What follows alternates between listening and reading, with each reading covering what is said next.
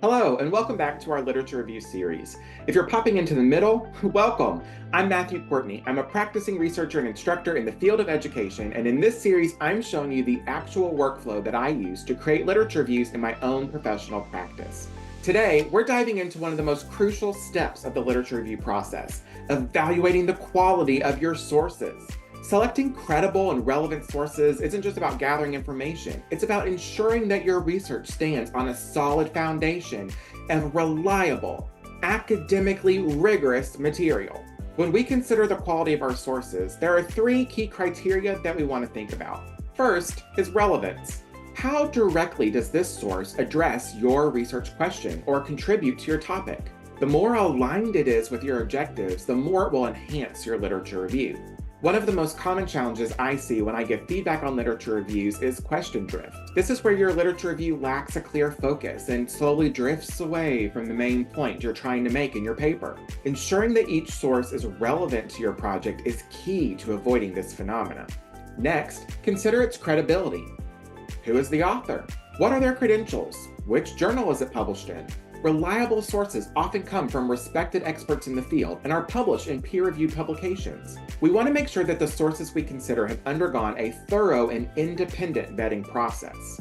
It's also important to consider the diversity of the authors you're citing. Make sure you are including voices and viewpoints of new scholars, scholars from historically marginalized groups, and those with a variety of backgrounds and experiences. This gives further credibility to the sources that you're selecting because it ensures that the literature you're using represents the full scope of experience with an issue.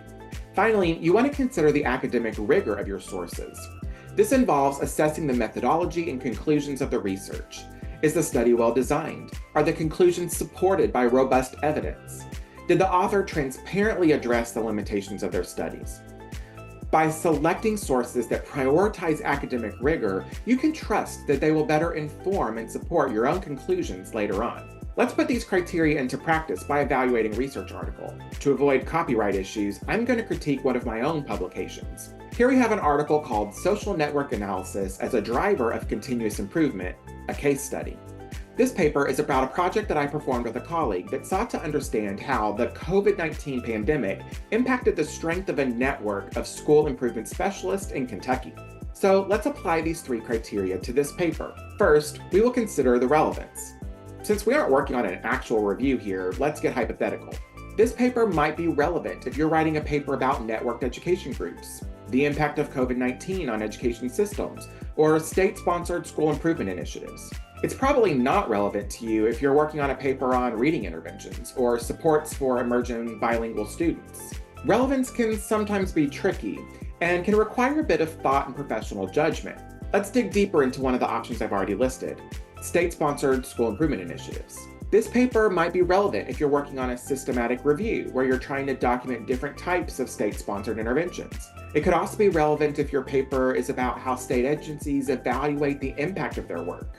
However, it might not be relevant if your paper is about a specific type of intervention or an intervention in a state other than Kentucky. Here, professional judgment is key. You must take a critical eye to determine if a source is truly relevant to the project that you're working on right now. Next, we want to consider the credibility of the paper itself. This paper was published in the Journal of School Administration Research and Development. A quick search on the website will reveal that this is a peer-reviewed journal, which is good. You can scroll to the end to check out the author bios. When you'll do so, you can see that both authors are practitioner researchers with doctorate degrees. That's helpful. They're also both employees of the Kentucky Department of Education, which is the same organization being discussed in this paper. This could cause a credibility issue because the authors are reporting on their own organization. However, the issue is handled by the authors here by setting the paper up as a case study report and providing a thorough and transparent discussion of the limitations. Finally, we want to consider the academic rigor of the paper. As this paper is a case study, it proposes to help us understand what we might need to do if we wanted to replicate this process in our own setting. So when we consider the methodology, we want to see that the paper includes a clear description of what was done, a succinct discussion of what the authors found, and some lessons learned for future iterations of the project. This paper includes all of those key details, so it meets the academic rigor standard we've been discussing.